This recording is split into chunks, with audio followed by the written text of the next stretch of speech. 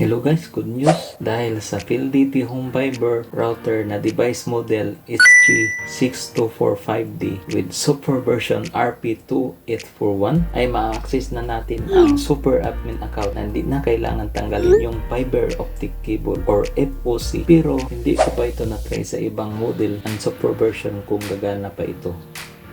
So far, ito pa yung na-try ko na gagana na hindi na kailangan tanggalin yung fiber optic cable.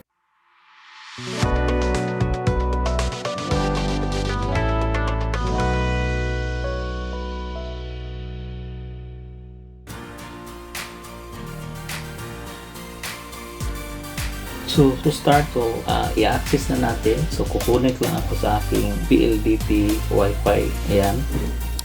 So, ayan. So, connected na po tayo dito. Naka-connect na ito.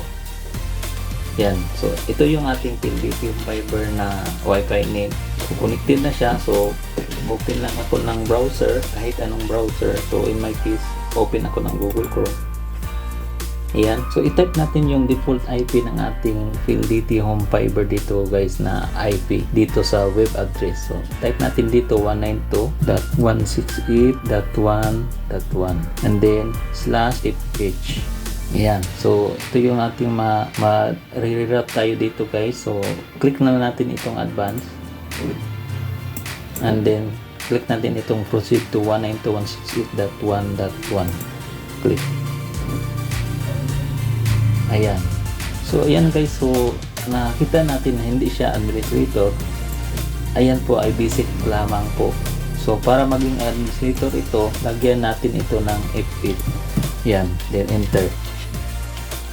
So, ayan. So, naka-administrator na siya. So, ilalagay na natin yung kanyang default login credential dito sa admin account. Okay? So, dito sa akin, so, ito yung default login credential niya guys sa kanyang admin PhilDT account or super admin. So, ito yung kanyang username, admin PhilDT. So, copy-paste lang natin ito.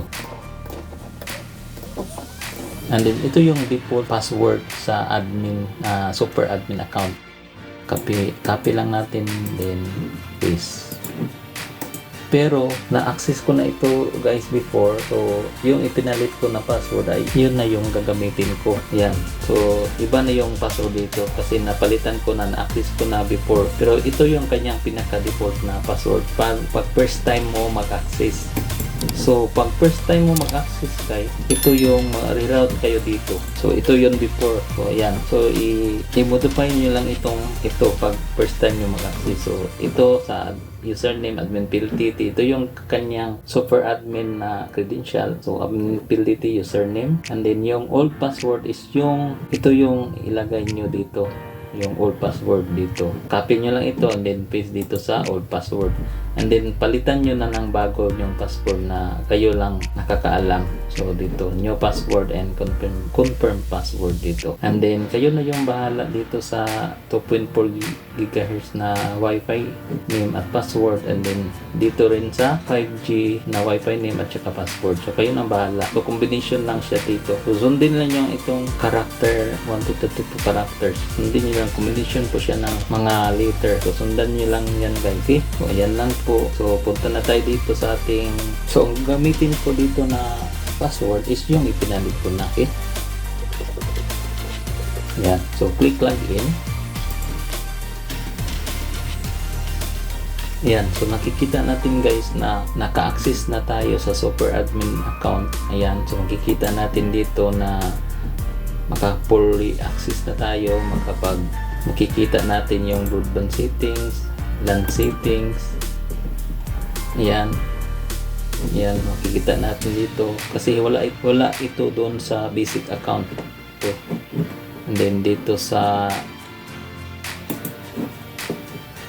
yan dito, makapag-enable na tayo ng iba pang LAN port. And then sa security, dito makapag-block na tayo ng mga device. Ayan. So, admin super admin talaga ito guys. So, tingnan natin. Ayan. So, internet lang tayo. So, hindi na natin binunot yung kanyang FOC.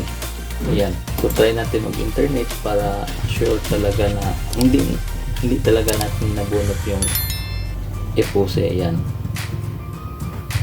Yan guys, nakapag-internet po tayo guys na nakapag-access tayo sa ating PLDT router na hindi natin binunot yung kanyang FOC. Yan.